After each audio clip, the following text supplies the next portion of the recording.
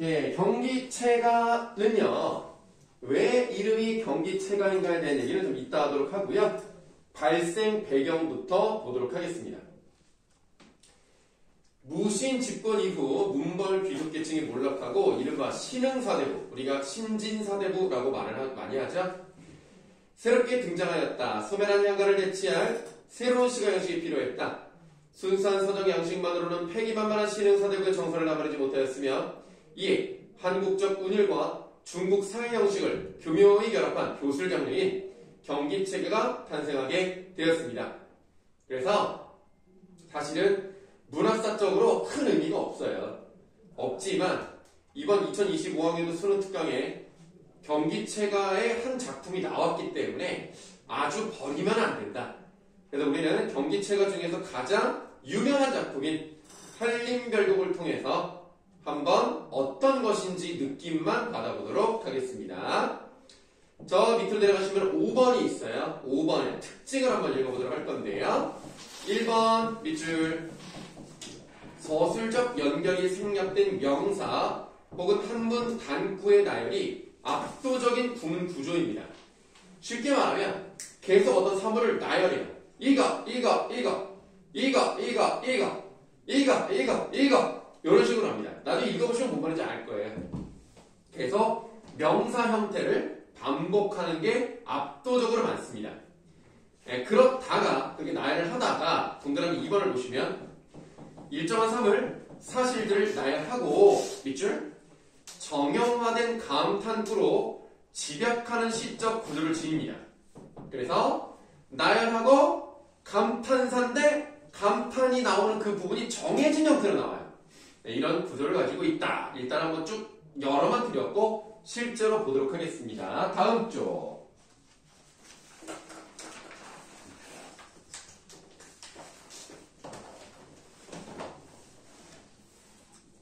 자, 우리가 지금 고려가요 다음에 경기체가를 배우는 건데요. 고려가요는 당연히 고려 때 노래가 되겠죠. 근데 경기체가는 고려 때 시작이 된 건 맞습니다만 압도적으로 조선 작품이 더 많습니다. 고려 때 만들어진 건 3개밖에 없고요. 그 중에 하나가 한림별곡입니다. 자, 그러면 한림별곡에다 별곡이란 말은 의미 없습니다. 그냥 우리나라 노래 정도로 보는 거기 때문에 해석할 필요가 없어요.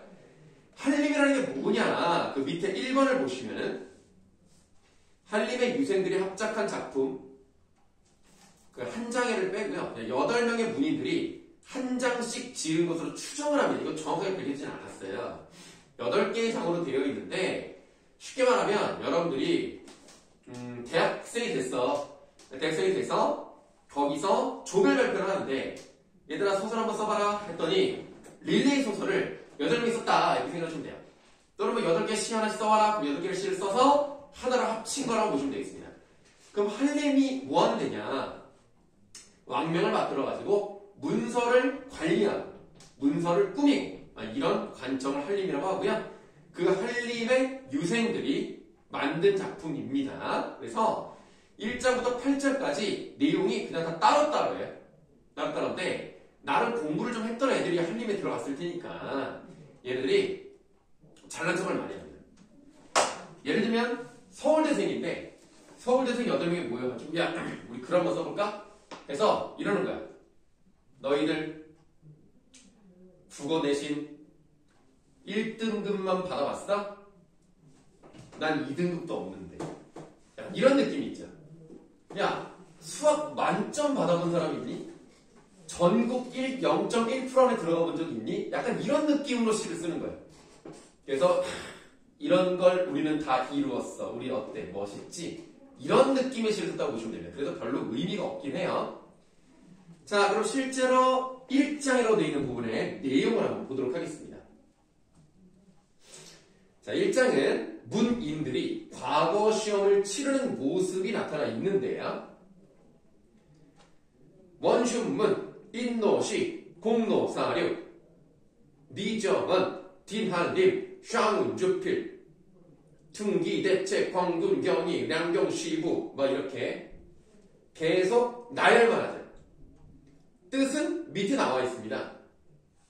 원슌문은 유건순이 쓴 문장. 인로시는 이인로가 쓴 시. 공로사륙은 이공로가 쓴 사륙 변력체로 만든 문장이 사륙변형문이야. 사륙변체가 뭔지 몰랐네. 이렇게 이거 이렇게 쭉 나열을 해요. 나열을 한 다음에 그 다음 줄 위, 시장, 경기였다니 있고 이렇게 된단 말이죠. 그러면 위라는 것은 감탄사 정도로 보시면 되겠고요. 시장이라고 써있는 것은 시를 쓰는 장소를 말하는 겁니다. 그러니까 시험을 보는 곳이죠. 시험을 보는 곳의 풍경, 그런 모습, 그것이 어떻습니까? 라고 물어보는 방식을 가지고 있지만 물어보는 게 아니야. 이렇게 글을 쭉쭉 써내려가는 우리의 모습 멋있지 않습니까? 이거를 강조하는 거죠. 자, 그래서 이 부분에서 뭐가 나왔어요? 한자 경과 우리글 기가 나왔어요. 경기. 그래서 이 글의 제목이, 이 글의 갈래가 경기체가입니다. 자, 그러면 앞부분을 봤고요. 다음 금학사의 옥중문생. 금학사라는 사람은 그 밑에 해석을 보시면 금의라는 사람이 있습니다. 이 사람이 지금으로 따지면 인재 선발하는 사람이에요. 그러니까 뭐 헤드헌터나 입학사정관 뭐 요 정도 느낌의 사람입니다. 이 사람이 뽑은 사람들이 훌륭한 인재가 많았어요. 그래서 금학사의 옥순문생, 마치 죽순처럼 쭉쭉 자라는 뛰어난 실력을 가진 사람들, 이런 사람들이 날조차 나까지 포함해서 몇 분일까요? 아주 많습니다. 이런 뜻이기 때문에 결국 자기 과시를 하는 노래다. 별거 없죠. 이런 거라고 보시면 됩니다. 그래서 1장부터 7장까지는 다 비슷해요. 이거 경기 어떻습니까? 이렇게. 그러다가 다음 쪽 8장을 보시겠습니다. 8장은 좀 달라요. 8장은 좀 보도록 할게요.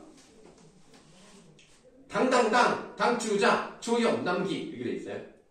당당당이라고 돼 있는 부분에 한글까지 총 6글자가 되겠죠. 한자랑 한글 다 포함해서 6글자 통째로 내용합니다. 네모만 했고 그 다음 당, 추자, 조연, 남기 요 부분의 해석을 밑에서 보시겠습니다. 당당당, 당, 호도나무, 쥐염나무에 그러니까 당, 호도나무가 당, 추자인데요. 그 호도나무를 얘기하기 전에 앞에 당당당을 세번 넣은 거예요. 예를 들면 자, 우리 이후에 멋진 국어 선생님을 소개해드리겠습니다. 백정환 이런 느낌이에요. 그래서 당당당은 의미가 없죠. 다만 앞에 거와는 다르게 나는 세련된 운율미를 확보했다는 거예요.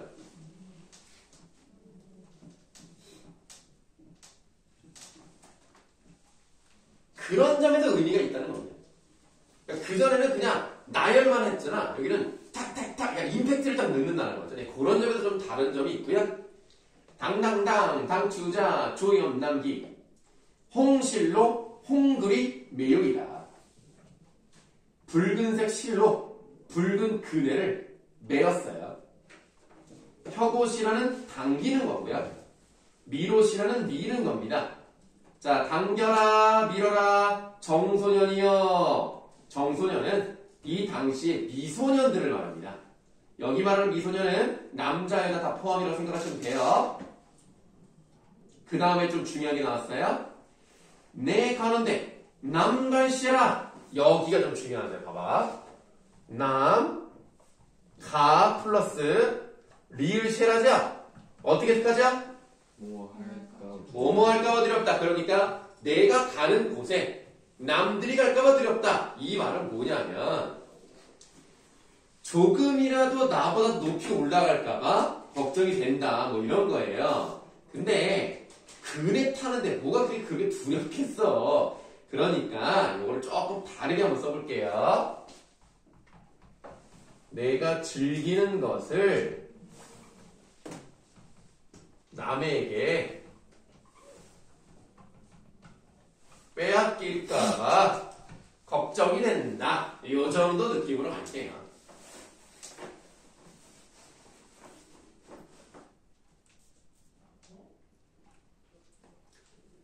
자, 그 다음에 샤곡숑숑 샹슈기래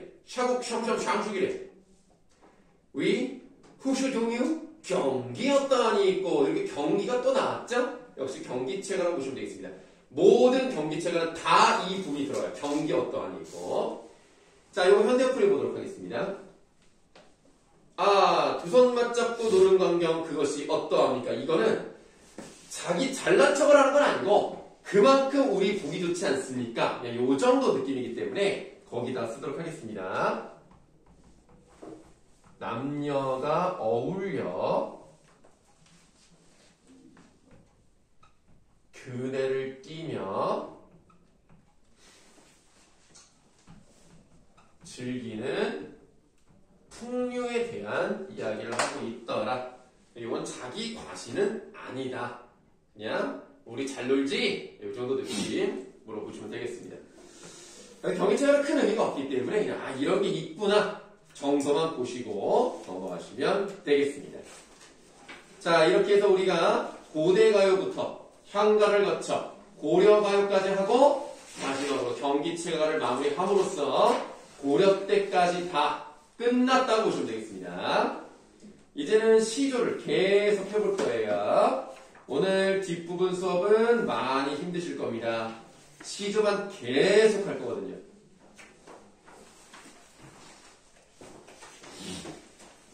자, 시조는 어디를 하면 되느냐? 선생님 기억이 맞다면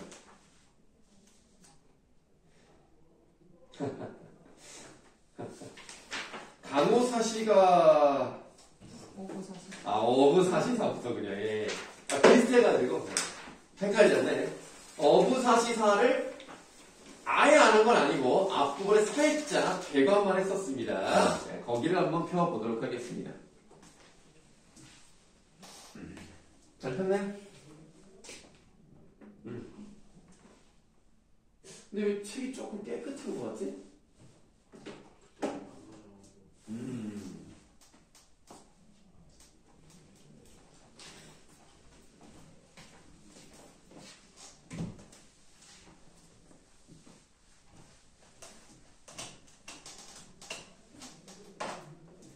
자, 어부사시사는 총 40개의 연시조입니다. 와, 어마어마하죠. 이렇게 길게 쓴 연시조가 어디 또 있나 싶을 정도로 상당히 깁니다. 자, 근데 저번에 어디까지 설명을 드렸냐면 춘하 추동 계절마다 10개예요. 그래서 40개죠. 그러면 10개씩 나와야 되는데 우리가 그걸 다 배울 수는 없잖아요. 그래서 부분만 배우긴 할 겁니다. 이거는 시조라고 하기에 굉장히 파격적 형식을 가지고 있어요. 원래 기본적으로 시조는 3장이기 때문에 3줄만 나오는 게 기본이잖아요. 근데 얘는 5줄씩 있단 말이야. 그 중에서 저번에 거기까지 설명을 드렸었어요. 3번째 줄이 중장이고 5번째 줄이 종장입니다. 그 사이에 지국총 어사 와라는 게 들어갔어요.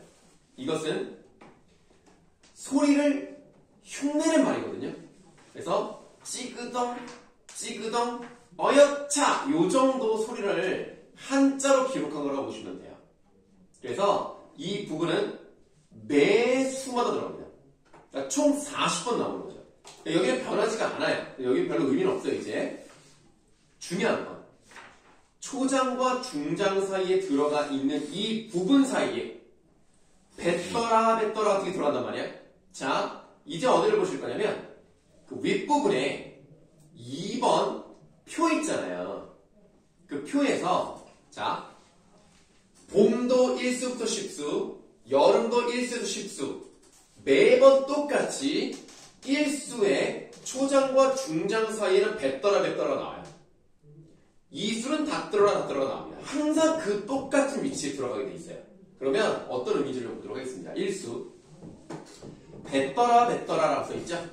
얘는 배를 띄우는 겁니다. 그래서 원래 여러분들 배를 정박시킬 때는 완전히 물에다 뜬 상태에서 감으면 되는 방법도 있지만 아예 육지로, 무트로 이렇게 끌어오는 경우도 있단 말이야. 그러면 배를 띄우면 미는 거죠. 배를 띄웁니다. 자, 그 다음에 배를 띄워서 어떻게 해야 돼요?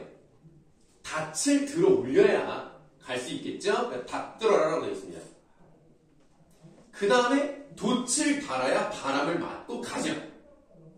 사수와 오수의 이어라는 노를 젓는 걸 말합니다. 노를 젓고 그 다음에 돌아와야 될 거 아니야. 그래서 육수에서는 닻을 내리라는 얘기입니다. 돛을 내리라는 얘기입니다. 그 다음에 칠수 배를 세워야 되겠죠. 팔수 배를 매야 돼요. 그래야 안 떠내려가죠. 구수 닻을 내립니다. 십수 배를 붙이면서 끝나는 거예요. 그래서 이게 계속 반복이 돼요. 그러니까 뱃더라가 전체적으로 4번 반복이 되는 거죠. 춘사, 일수, 하사, 일수, 추사, 일수, 동사, 일수 이렇게 반복되는 형태입니다. 그래서 이 부분만 보더라도 우리가 볼 내용이 몇 수에 해당하는지 어느 정도는 맞출 수가 있다. 그러면 우리가 그 표 조그만 거 옆에다가 여백이 조금 있으니까 우리가 한번 써보도록 할게요. 한 20자 정도 쓸 것 같습니다.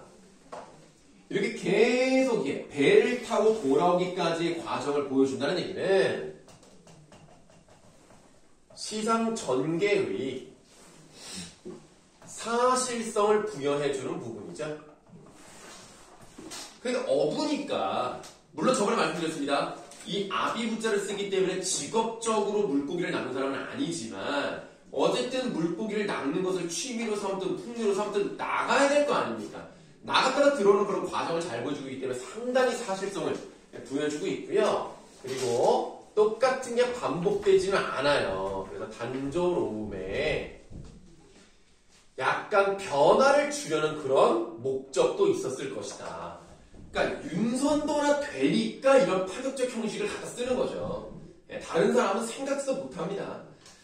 글을 좀 잘 쓰는 사람이라고 볼 수가 있겠죠. 자, 그래서 여러분들 이런 과정으로 돌아온다고 생각하시면 되는데, 자, 오해하지 말아야 될 것은 당연히 배 띄우는 게 처음이고 배를 붙이는 게 마지막이지만 이 모든 내용이 정말 나갔다가 들어올 때 그 과정별로 1수부씩 써있는 건 아닙니다.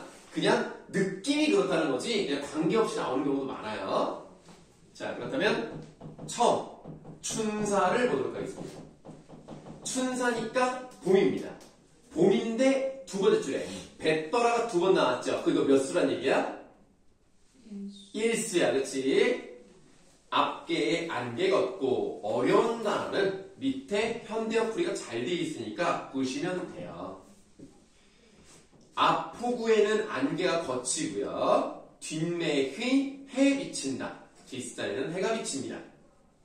밤물은 거의 지고, 썰물이에요. 그래서 밤물이. 썰물은 거의 나가버렸고 이제부터는 어떻게 돼? 난물이 밀려온다. 밀물이 밀려오는 겁니다.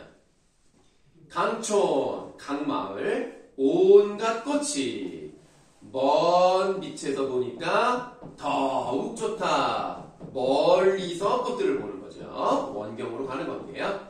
더욱 좋다. 좋다를 썼으니까 보기가 좋다. 라는 의미로 보시면 되겠습니다. 이 부분은 따로 필기할 게 없었어요. 다음 두 번째 있는 걸 봤더니 이번에는 돛따라라. 그럼 얘는 몇 수입니까?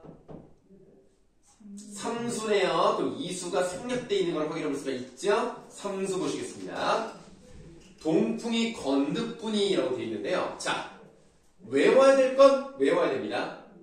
고전에서 동풍이란 말이 나왔다? 봄이에요. 그러니까 외우세요. 동풍은 봄이고요. 삭풍은 겨울입니다. 삭풍. 여기 겨울이에요. 외우시면 좋고요. 건드기란 말도요. 내가 볼 땐 B 플러스 급 종종 나옵니다. 문득 이렇게 해석을 하는 거예요.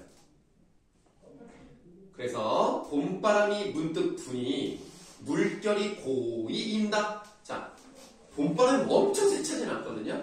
살랑살랑 부니까 물결이 싹 이렇게 일어나는 거예요. 고이 일어납니다. 동호에서 각진가로 합니다. 동호를 바라보며 서호로 가자스라. 자, 서호로 가자스라 해서 닫으시면 되겠어요.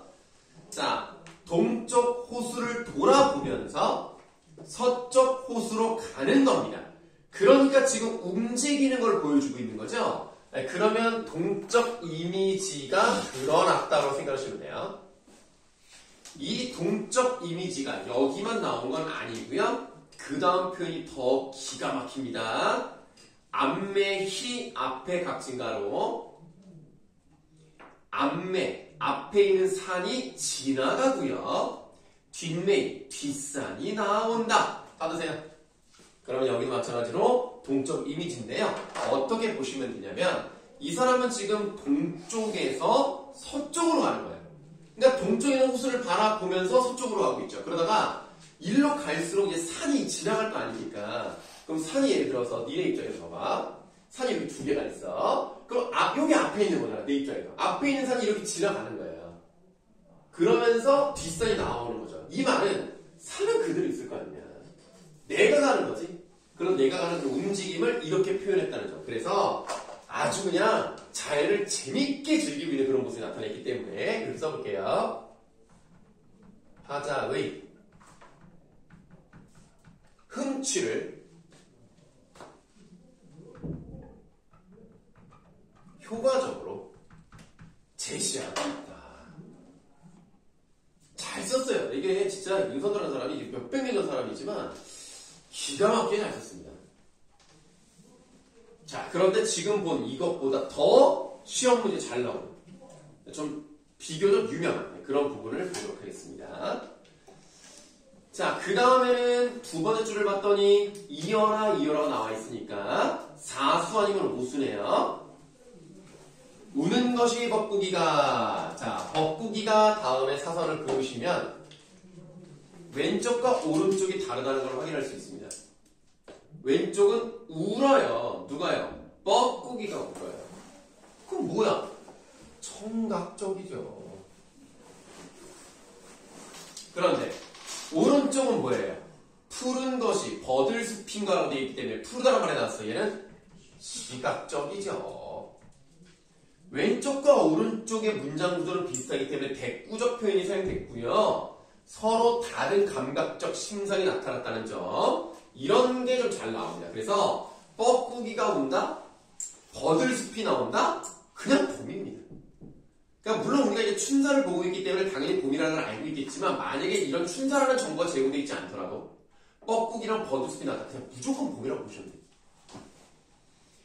자, 노를 저어라 어촌 두어집이 내 속에 나락들라. 내 속이 뭔지는 확실하지가 않으니까 현대어플을 그냥 보시면 돼요. 여기 안개라고 해석을 했네요. 그래서 안개가 좀 끼어있는데 안개 때문에 완전히 잘 보이는 건 아니고 한 2개 정도 집이 보일락 말락한다는 거야. 자, 그리고 맑은 깊은 소의. 맑고 깊은 소, 연못이야. 소는 저번에 우리 만전춘별 싸움에서 한번 말씀드렸어. 연못에 온갖 고기가 뛰노는구나. 자, 일단 온갖 고기 뛰노나다 밑줄. 고기가 막 열심히 그냥 헤엄치고 다니는 그런 모습을 볼 수 있죠. 그렇기 때문에 우리는 여기서 뭐를 느낄 수 있느냐? 아, 역동적인 이런 이미지가 좀 나타났구나. 뭐 동적 이미지가 나타났다 이 정도만 아셔도 되는데 또 이런 표현을 썼기 때문에 생동감도 상당히 부여할 수 있겠구나. 여기까지는 뭐 그렇게 어려운 건 아니에요. 이 사람이 배를 타고 간다고 생각하자고요. 배를 타고 가는데 저쪽에 안개 속에 집이 보일락 말락하고요. 맑고 깊은 물 속에는 고기가 뛰노는 걸 보는 겁니다. 그러면 이 부분은 중장에서 종장으로 왔을 때 어떤 시상 전개 방식이 생겼다고 볼 수 있습니까?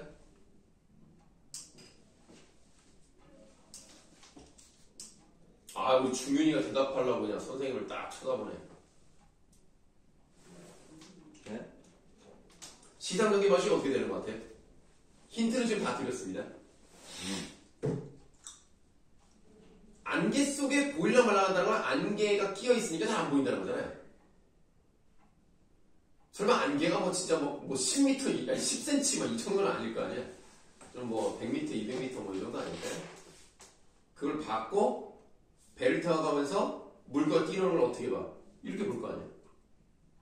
그래 지민이가 대답하려고. 원경에서 근경. 원경에서 근경으로 갑니다. 멀리 있는 걸 보고 가까이 있는 걸 봤죠. 원경에서 근경으로 시상이 전개되고 있구나. 이거를 찾을 줄 아셔야 돼요. 중요합니다. 자, 이렇게 춘사 3개를 보고 춘사는 끝났습니다. 이번엔 여름, 하사를 보도록 하겠습니다. 이것도 배떠라 나왔으니까 1수네요. 구준비가 멎어가고, 아무래도 우리나라 강수량은 예로부터 여름이 제일 많습니다. 네, 그래서 구준비, 아주 그냥 퍼붓는 그런 비는 이제 끝나가고요. 시냇물이 맑아옵니다. 원래 비가 많이 오면 흙탕이 되기 때문에 점점 이제 탁하에다가 비가 멎어가면서 좀 맑아지는 그런 부분이 있죠. 낫대를 둘러매니, 낫대가 뭔지 모르겠어. 밑에 보자. 낚싯대네. 낚싯대를 둘러매니 깊은 음을 금할 수가 없는 거야. 너무 좋은 거죠, 지금. 연간첩장은, 이 연간첩장이라는 말은 뭔지 모르고, 여러분들 몰라도 돼요. 이런 거는 만약에 모의고사에 나오더라도 다 설명해 줍니다. 너무 어려운 단어니까. 밑에 보시면, 안개 자욱한 강과 겹겹이 둘러싼 봉우리, 요 정도인데요. 자, 연 정도는 아시는 게 좋긴 해요. 왜냐면 우리가 자연을 사랑할 때 뭐 연하고집 이런 말을 쓰기도 하거든요. 연은 안개, 그냥 알아두면 좋은 겁니다. 꼭 알아야 되는 건 아니고. 첩이라는 것은 중첩, 첩첩이 할 때 여러 개 이런 거거든요. 그래서 그냥 알아두면 좋은 겁니다. 작은 솔직히 어떻게 알아요? 모르죠. 다 설명해 주니까 걱정하시네요. 자, 연강첩장은 누가 그리는 것인고? 라고 했을 때 그림을 그린 것처럼 표현한다는 것은 우리가 멋진 거, 자연을 보고 뭐라 그래? 와, 그림 같다. 이런 표현을 얘도 하는 거죠. 야, 이거 누가 그려낸 거야? 이런 거. 참 웃기지 않아? 멋진 자연을 보면 그림 같다라고. 그림을 그리면 와, 진짜 같다라고. 좀 웃기죠? 자, 이번에는 다음 연잎해. 여기도 잘 나오는 부분입니다. 닷들어라가 있기 때문에 요거는 이수라는 걸 알 수가 있네요. 연잎이니까 그 연꽃 있는 그 이파리 엄청 크죠. 연잎은 뭐 진짜 큰 거는 우산만 해요. 그리고 뭐 진짜 쓰고 다니기도 하죠. 연잎밥 먹어봤습니까? 안 먹어봤어요? 아하, 아직도 인생에 해야 할 경험이 너무나 많구려. 뭐 이렇게 맛은 없습니다. 그냥 한번 먹어볼만 하다. 비싸. 그리고 진짜 연잎이 이만하단 말이에요. 이만한데 이거를 밥을 이렇게 넣고 잡곡 같은 거죠. 뭐 이런 거 여러 가지 그 몸에 좋은 걸 막 넣어서 이걸 막 이렇게 덮어 이렇게 꽁꽁 싸매서 쪄. 그런 거야. 혹시 뭐 대나무 통밥 먹어봤어요? 그냥 쌀밥만 먹는 거야 그냥. 뭐 한 번쯤 한번 사달라고 해. 뭐 마음만 먹으면 사주시겠지. 뭐 부모님이 여러분들 얼마나 사랑하시겠어. 아유, 우리 아들 우리 딸이 그렇게 먹고 싶었어 하면 사주시지. 뭐 설마 공부도 못하는 거기서 그냥 먹기나 하는 일을 누가 그러시겠어? 아니겠지. 너 몸에 좋다고 하는 건데. 자, 한번 사달라고 해보세요. 뭐 한 번 정도는 먹을 만합니다. 네. 연잎에 밥을 싸두고 반찬은 장만하지 말래요. 그러니까 밥만 먹어도 맛있는 건 알겠지. 그러니까 지금 자기의 처지에 굉장히 만족하는 그런 삶이 나타나 있잖아요. 안분지족의 자세가 나타납니다. 다음, 청양잎 네모하시고 녹사잎 네모하세요. 뜻은 밑에 나와 있습니다. 푸른 갈대로 만든 갓, 그러니까 삿갓 같은 거죠. 비를 피하는 거예요. 녹사의, 도롱이, 비옷 같은 겁니다. 그러니까 우리가 청양잎이라던가 녹사이라는 말이 나왔잖아요. 비가 많이 온다는 얘기야. 그러니까 이것이 여름이라는 것을 알려주는 단서가 되는 거예요. 이런 것들도 좀 알아두면 좋습니다. 그랬을 때, 와, 진짜 유명한 클리셰가 나와버렸어. 우리나라 고전에 정말 많이 나오는 표현. 무심한 백구는. 그냥 나오는 순간 뭐야? 그냥 자연 친화야. 근데 얘들아, 내가 무심하다는 어떻게 해석하라고 그랬지? 왜 대답이 빨리 안 나오지? 이거 분명히 했는데. 어허, 이거 했을 텐데. 야, 이놈들! 요즘처럼, 애가 이렇게 무심하니, 이게 아니라 그랬잖아. 없는 마음이야, 뭐가 없어. 욕심이 없다고 해석하는 왜 그 까먹어? 이게 되게 중요한 건데. 욕심이 없는 백구, 흰 갈매기죠? 자, 무심한 백구, 이렇게 나오잖아. 100% 자연친화야.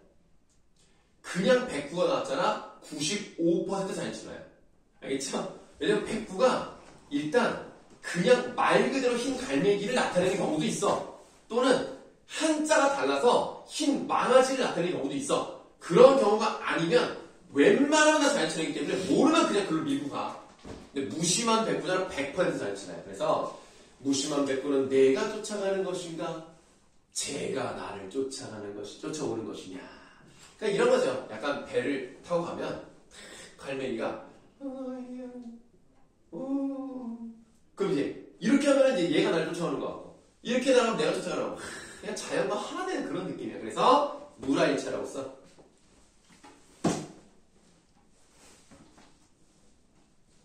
하사는 2개밖에 없었네요. 이번에는 추사, 가을로 가시겠습니다. 물 외에, 이건 참 좋은 표현 나왔어요. 메모하세요. 물 외. 직접적으로 뜻을 말씀드리면 물 바깥. 그럼 물이 뭐야? 사물. 사물 바깥. 이게 뭐야? 해석이 잘 안 되죠. 현대어 들어보세요. 속세를 벗어난 것. 이런 것들은 그냥 알아두면 좋은 거야. 그러니까 물에라고 하는 게 뭐야? 물 바깥이 뭐야? 속세를 벗어난 곳이. 알아두면 좋죠. 물 외에 조한일. 자, 교한일이 아니죠? 조한일이니까 깨끗한 일. 속세를 벗어난 곳에서 깨끗한 일이 바로 뭐다? 밑줄. 어부생애 아니로냐? 어부가 뭐라 그랬어? 물고기 잡는 그냥 즐기는 사람이라 그랬지. 그러니까 속세를 떠나서 좋고 깨끗한 일, 맑고 깨끗한 일은 그것이 바로 어부의 라이프다. 그러니까 욕심을 부리지 않는 거죠. 명리, 어떤 명성을 얻거나 명예를 얻거나 이득을 취하는 것, 이런 명리를 벗어난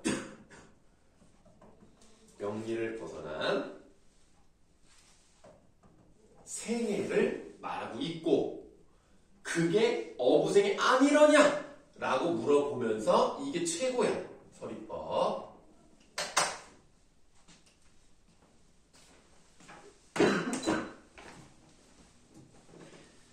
자, 그래서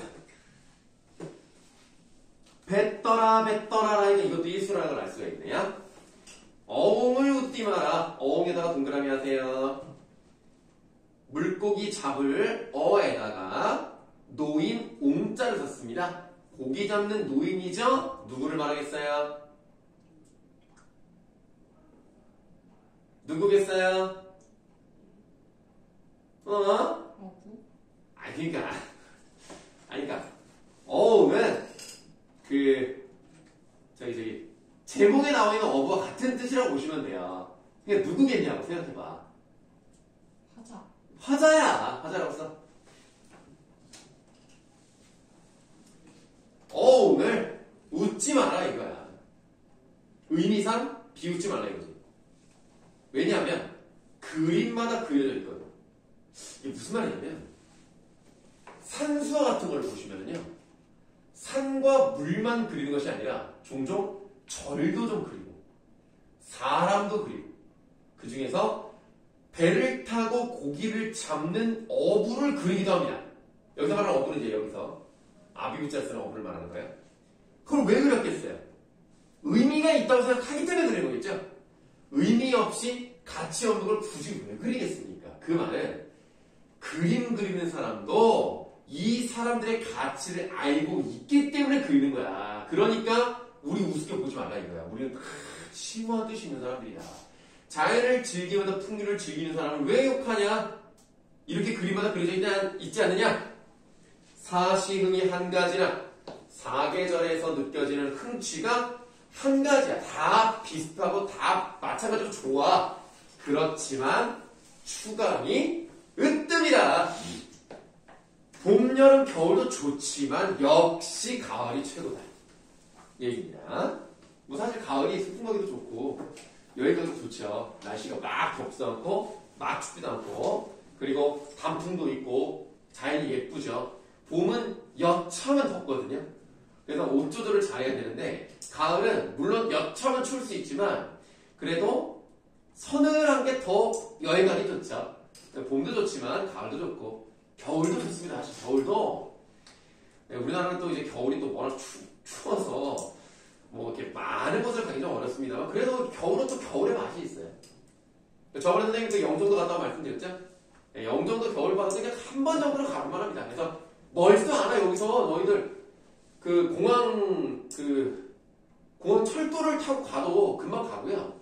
자동차로 가도 통행료도 요즘 내려가지고 1,900원밖에 안 해요. 원래는 더 비싸거든요. 3,500원이나? 뭐 어쨌든 그러니까 한번 가보세요.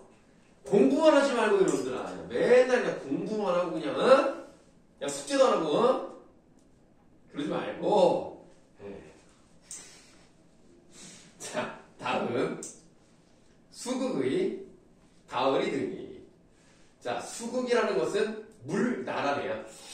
여기서 물나라는 건 없으니까 실제로 윤선도가 거주했던 보길도라는 섬입니다. 자, 보길도에 가을이 드니 고기마다 살쪄 있다. 그래. 원래 가을은 다 살찌는 계절이에요. 천고마비 아시죠? 하늘은 높고 말이 살찌는. 그 다음에 여기 고기도 살찌고 너희들도 언제나 살찌고 그 다음에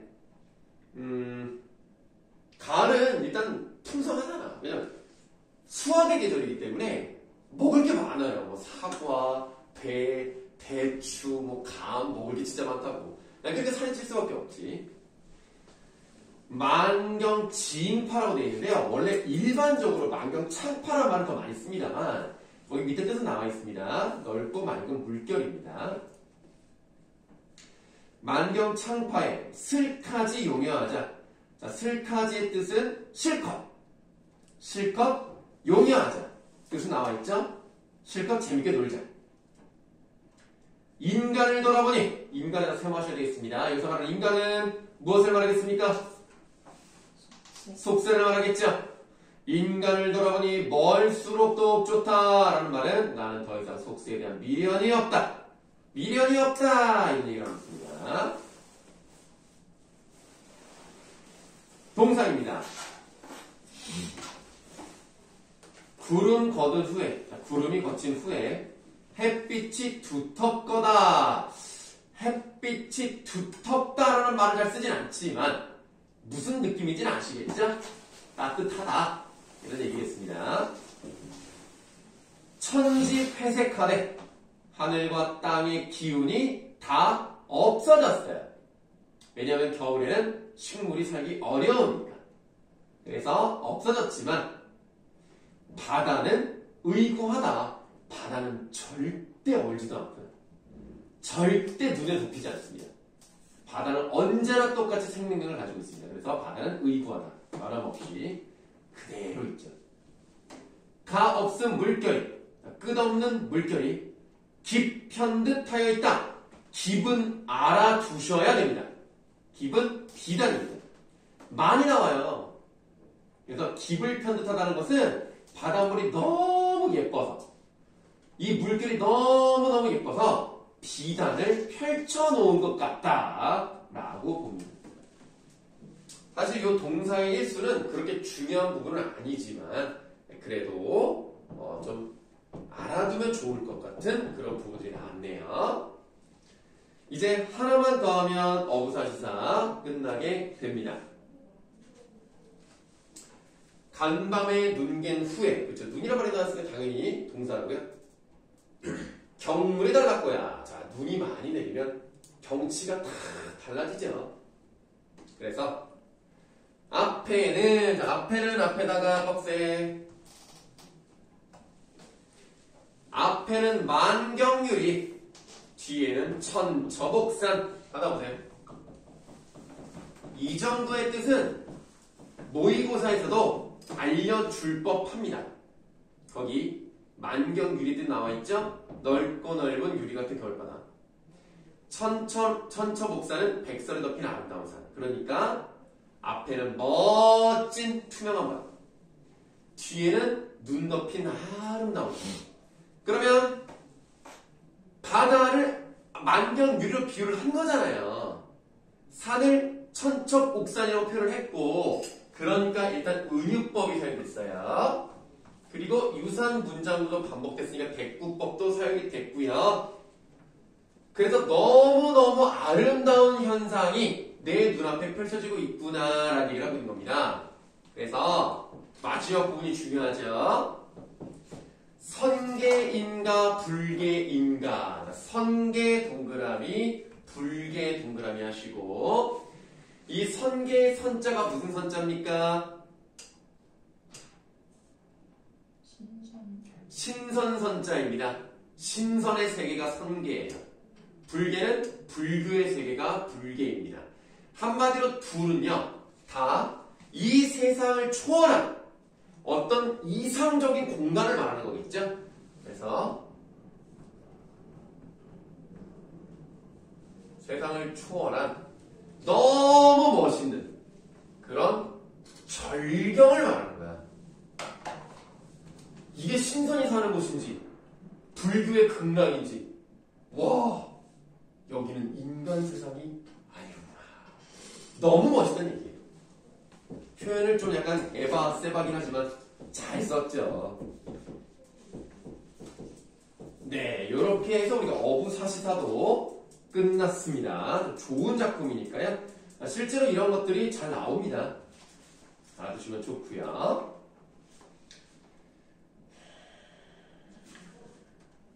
좀 더 볼게요. 다음 작품은 신흠이라는 사람이 쓴 시조입니다. 이것도 그냥 빨리 한번 읽어볼게요. 산촌에 눈이 오니 돌길이 묻혔세라. 산촌에 눈이 많이 왔어요. 돌길이 묻혔어요. 이 돌길을 통해서 세상으로 나아가야 되는데 이게 끊겼어요. 단절됐죠? 시비를 열지 마라. 날 찾으리가 누가 있겠느냐? 아무도 나를 찾지 않을 것이다. 세상과 소통이 단절돼 있죠? 밤중만, 밤중에 일편명월이 한 조각의 밝은 달이 그것이 내 벗인가 하노라. 다른 필요 없고 자연과 함께 살겠다, 이런 얘기를 하고 있다는 것을 볼 수가 있죠. 그러니까 자연 친화적이죠. 별거 아닙니다. 다음 김천택의 시조가 나왔는데, 김천택은 평민 가객입니다. 지금으로 따지면 가수예요. 근데 요즘 이제 가수들도 많이 대우를 많이 받고 뭐 아티스타 뭐 이러면서 되게 뭐 많이 쳐주지만, 이때는 노래 부르는 사람은 그냥 좀 무시했죠.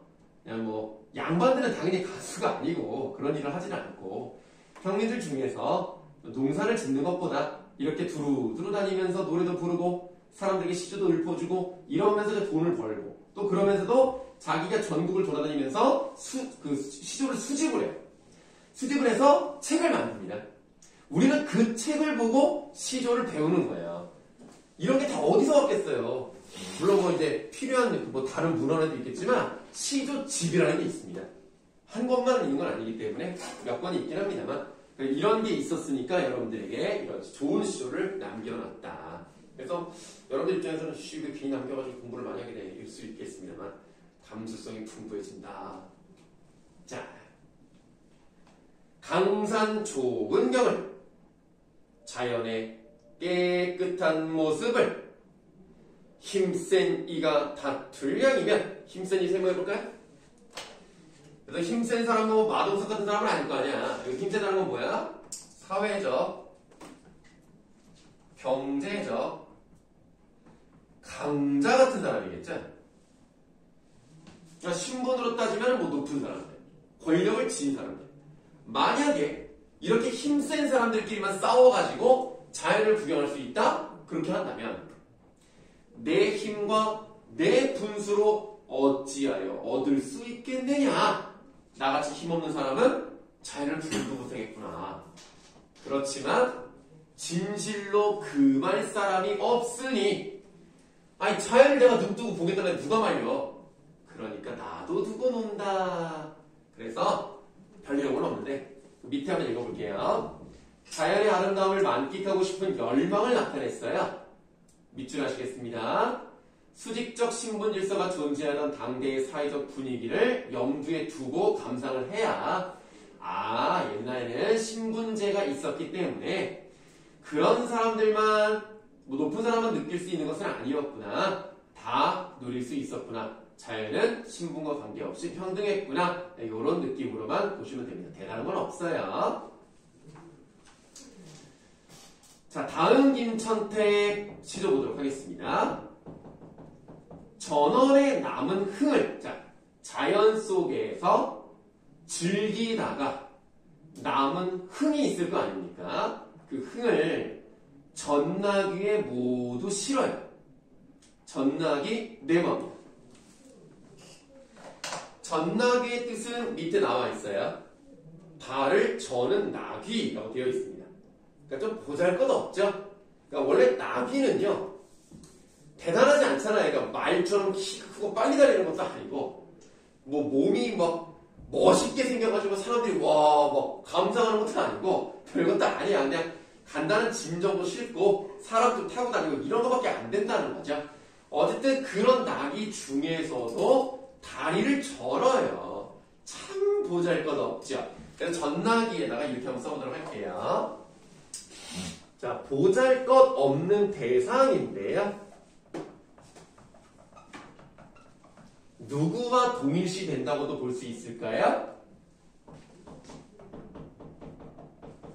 화자의 분신과도 같은 거라고 생각할 수 있겠습니다. 김천택의 시조예요. 아까 거랑 같은 거예요. 전나귀에 모두 싣고 계산. 이거 익숙한 말이 나왔네. 계산이니까 여기서는 계곡을 낀 산이에요. 계곡을 낀 산의 익은 길, 익숙한 길로 흠치며 돌아와서 아이야, 금서를 다스려라. 네, 금서의 뜻도 밑에 나와 있습니다. 검은 고를 타게 하고 책을 읽게 한다. 뭐 이런 뜻입니다. 검은 고 금자에 책 써자거든요. 네, 금서를 다스려라. 나무네를 보내리라. 나무네에다가 네모하세요. 나무네는 두 가지 의미로 볼 수가 있습니다. 첫 번째, 말 그대로 남아있는 올해.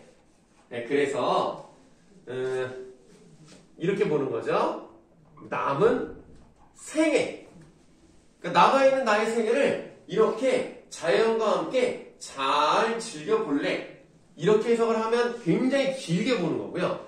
그렇지 않으면 오늘 해가 떴는데 그 해가 질 때까지. 그래서 그 이제 하루의 마지막이 좀 남아있다. 이렇게 볼 수도 있는 거죠. 하루 중 남은 시간을 이제 검은 고와 책으로 이제 잘 보내겠다. 네, 그렇게 본다면 두 가지 이상의 의미로 해석될 수 있다는 중의법이 사용되었다. 이렇게 볼 수 있겠습니다.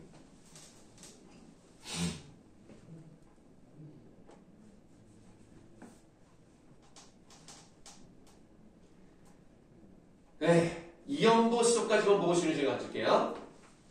이거 피해갈 거 없습니다. 이 중에 실음 없으니 어부생의 이로다. 그 어부 나왔습니다. 아비구. 이력 편죽. 한 나뭇잎 하나 정도의 작은 배예요. 진짜 나뭇잎 말할 수는 없지만 작다는 뜻입니다. 망경파. 아까 우리 봤었죠? 만경징파, 넓은 그런 물결입니다.